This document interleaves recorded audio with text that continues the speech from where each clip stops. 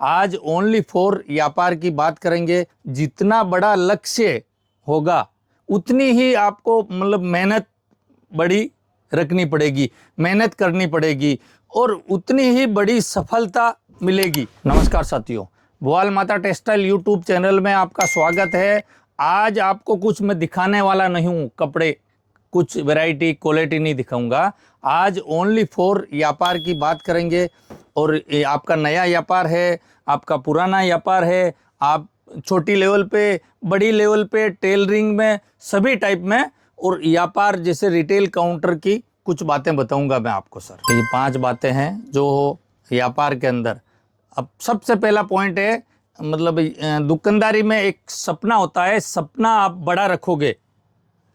क्या व्यापार के अंदर सपना यानी स्टेप बाय स्टेप सपना रखने का है। आप पहली लाइन सीखोगे, स्कूल में जाओगे तो अगली लाइन क्या होगी, वैसे ही व्यापार के अंदर जो है जितना बड़ा लक्ष्य होगा उतनी ही आपको मेहनत बड़ी रखनी पड़ेगी, मेहनत करनी पड़ेगी और उतनी ही बड़ी सफलता मिलेगी। आप मेहनत करोगे तब मिलेगी, ऐसे नहीं मिलने वाली है। आप माल भर लिया, माल लेके आ गए कि अपने पास डिजाइन बहुत है, वैरायटी बहुत है, कलेक्शन भर लिया है, कोई टेंशन नहीं है, इनको देख के आ जाएगा। लेकिन उसके अंदर आपको मेहनत करनी पड़ेगी।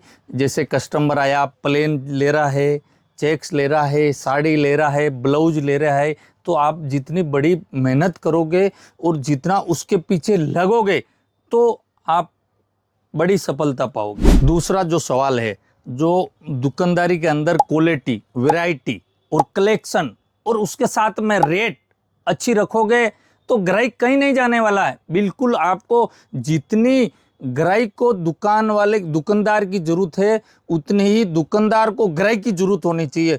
दोनों का जो मैनेजमेंट, दोनों की जो जरूरत है ना, दोनों को होनी चाहिए। तो उससे आपका व्यापार बढ़ेगा। जब कब बढ़ेगा? जब आपके पास क्वालिटी सही, कपड़ा बढ़िया, कलेक्शन, डिजाइन और आप मैचिंग, चाहे ब्लाउज हो, साड़ी हो, शूटिंग शर्टिंग हो, इसी प्रकार से आपको वैरायटी का पूरा ध्यान रखना है। अब वैरायटी के मामले में जैसे क्या है, आप आराम से यूट्यूब देखो, ऐसा लगे कि बम्बई, सूरत, अहमदाबाद या कहीं पे भी आप दिल्ली, ऐसा लगे कि ये दुकानदार बढ़िया है, इनके पास कलेक्शन बढ़िया है।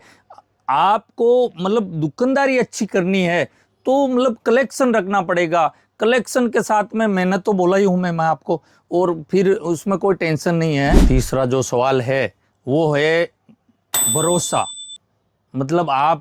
आप ग्राहक जो आ रहा है उसको भरोसा जीत रहे हो तो सब जीत गए आप।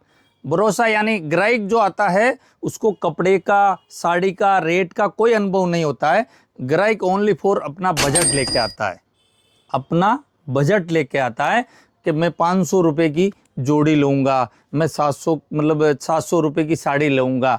आप उसको 500 वाली जोड़ी को आप 700 रुपये की जोड़ी दे दोगे, कभी भी वो ले लेगा शर्म के मारे, आपका भरोसा करके।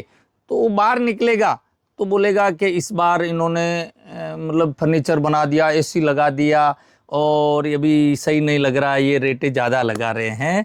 क्यों? आपने कपड़ा उससे बढ़िया दिया है, रेमंड, एग्जाम, किसी कंपनी का दिया है। साड़ी आपने प्रिंटेड वर्क कुछ भी दिया है, हेवी दी है, लेकिन वो उस बात को कतई ही दिल में नहीं उतारेगा। वो बोलेगा कि हर बार मैं 500 रुपये की लेके जाता हूँ, इस बार मेरे 200 रुपये ज़्यादा लगाए। वो ग्राहक आपसे टूटेगा 100%।